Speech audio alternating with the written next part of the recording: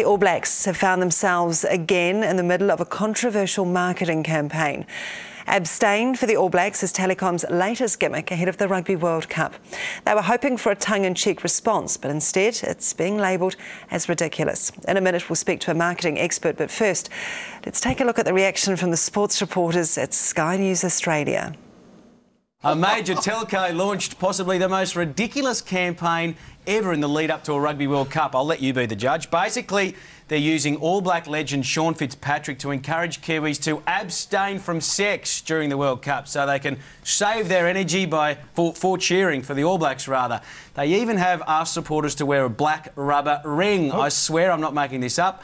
On their finger to endorse their commitment to the cause. Gents, what do you think about this as a marketing campaign?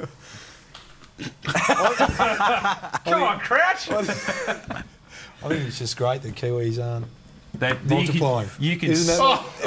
That's true. That's a good point. That's a good point. It means there's less pressures on us, as you know, on our welfare and all that. Can't you just feel the fingers getting around the throat slowly of the Kiwis already? And they're just tightening up. And what were they, $1.50? And they're, you know, I can see them losing a quarter final against Argentina down at Dunedin. Oh, God, one would think that if they are feeling the pressure, that a marketing campaign like this probably wouldn't help the situation. Well, there might be some people in New Zealand praying that they get knocked out in the quarterfinals. Exactly. Goodness me, Auckland University Marketing Senior Lecturer Tom Adey joins me now. Thank you very much for coming in this morning. Good morning. Gosh, touch, pause and don't engage. How does that campaign slogan sit with you?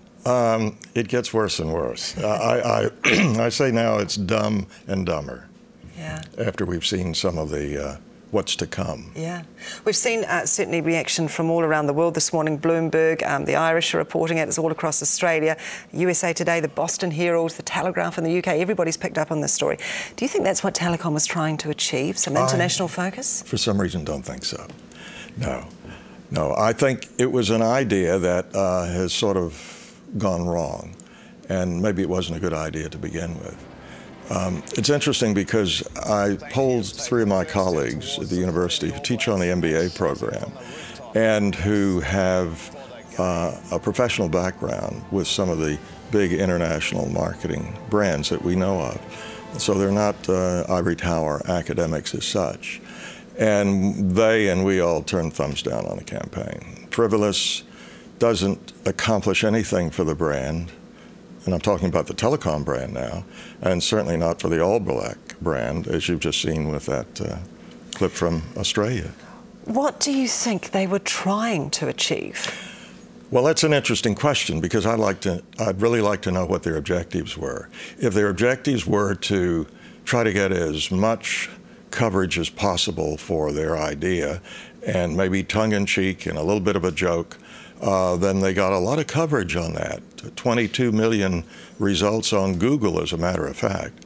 But that doesn't do anything for the brand. It doesn't do anything for New Zealand. It doesn't, it doesn't do anything for the agency or Telecom now. Telecom says they based their campaign on what they thought was Kiwi humour. I'm not sure that Kiwi humour is based around sex, is it?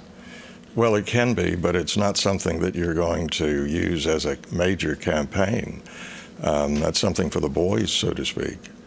I think one of the issues here is that it started out that this was going to be, the discussion was going to be around, this cute idea of stopping sex and so on and so forth. It very quickly turned from that topic to, isn't this a terrible ad campaign? And that's what they didn't want to happen. It's what no one wants to happen when you're in that sort of business. I know in Australia there's the Green and Gold website over there. They've picked up on this. They've countered with their slogan, rooting for the Wallabies is what they're now going with. Are we likely to be ridiculed? And if so, well, we are being ridiculed, aren't we? What does Telecom do from here? What would your advice be? I would pull the campaign. It's done as much as one can expect it to do. It's gotten huge coverage, probably more coverage than any ad campaign in history within 24 hours at literally no cost. So pull it now, because it's going to continue on without the launch ads, which are only going to make it worse. I would pull it. I would take a long, hard look at the people who were involved in the decision-making of this, because I don't think it was really a very good decision. It was a very risky one, and it's turned the tables. Is it going to be easy to clean up, if you like? Well, that's a very good question. I think if I were Telecom, I would be spending money on a campaign to encourage New Zealanders to welcome those 90,000 people who are going to be visiting, to make their experience a really good one for this country. So they'll go home and tell a lot of other people about that. That's where I think I'd be spending my money. Let's engage the people who are coming over here, and let's let the All Blacks take care of business. All right, Tom Agee, Senior Lecturer in Marketing at Auckland University. Thank you for your time this morning.